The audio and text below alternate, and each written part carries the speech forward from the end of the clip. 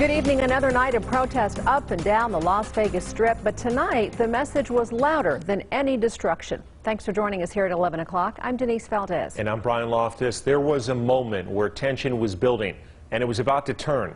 But then something amazing happened. 8 News Now reporter Orko Manna joins us live from the Regional Justice Center with more on how everything there unfolded. Orko. Well, Brian and Denise, several hundred protesters made their way here to the Regional Justice Center after marching all across Las Vegas. You could really hear the frustration in their voices following the death of George Floyd. You can see one of the signs left behind here on the ground. The group was getting very large, and Metro Police started to get in formation.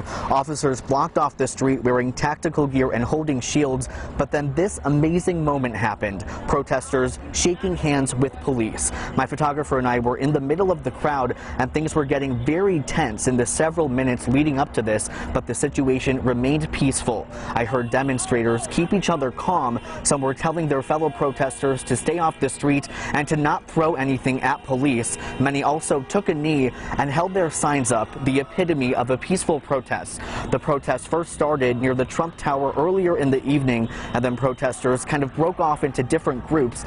They headed south on the Las Vegas Strip, passing the Bellagio, and others stayed around the Resorts World area. We were following the protesters as they made their way through the area, and whether it was on the Las Vegas Strip, here downtown, or near Trump Tower, we can tell you things remained peaceful. This on the 5th night of protests in Las Vegas. Reporting live downtown tonight, Orko Manna, 8 News Now.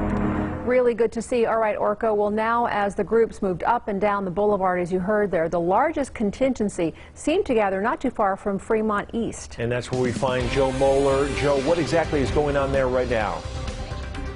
Hey there, Brian and Denise. Yeah, people on edge here right now. This protest has reached here to Las Vegas Boulevard and Fremont. I'll give you a look behind us here. The protesters, a couple hundred of them, have gotten to this point here at Las Vegas Boulevard, and now they're almost face to face with the police officers here. A lot of people on edge, a lot of people worried about tear gas being dispersed here. A lot of people have been moving back. The police have been giving warnings for people to get back on the sidewalk and to move around. So they've been giving a couple of different warnings here for this crowd to sort of disperse in the different directions. But this is kind of to a stop here. I've been following this group since we left the Strip around 7 o'clock, walked all the way down to this area here in downtown in the Fremont East area. It's come to a stop here. We're hearing a lot of sirens. We're just watching this group go almost face to face with police, and a lot of people here are getting ready to disperse. They're getting these warnings, so we're going to keep an eye on this. We're kind of keeping our distance just in case anything does happen there at that intersection, but they are asking for this crowd to sort of disperse in a number of directions, so we'll keep an eye on this and we'll give you the latest. I'll send it back to you. All right, Joe, stay safe. So as we mentioned tonight, those gathered seemed to move up and down the Strip, actually staying on the sidewalk in groups. That was pretty much the theme along the Strip. 8 News Now reporter Sally Jaramillo now live near Sammy Davis Jr. and D.I. And Sally, we do understand you spoke to a member of the Floyd family.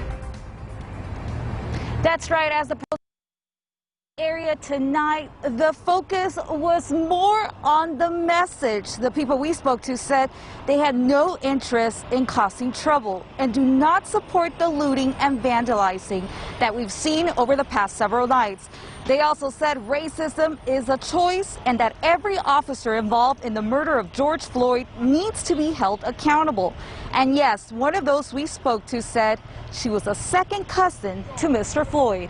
On behalf of the Floyd family, we appreciate everybody who's been, like, holding up signs and just showing their support, like standing with us. Like, we really appreciate this. It means a lot to us. Things need to change, and this is not right. I want police to stop killing black people because Black lives matter. And until Black lives matter, all lives will matter. Ariana Floyd went on to tell us her cousin was a good man. And as far as the protests around this area, they remain pretty peaceful. Reporting live near Sammy Davis Jr., Sally Jaramillo, 8 News Now.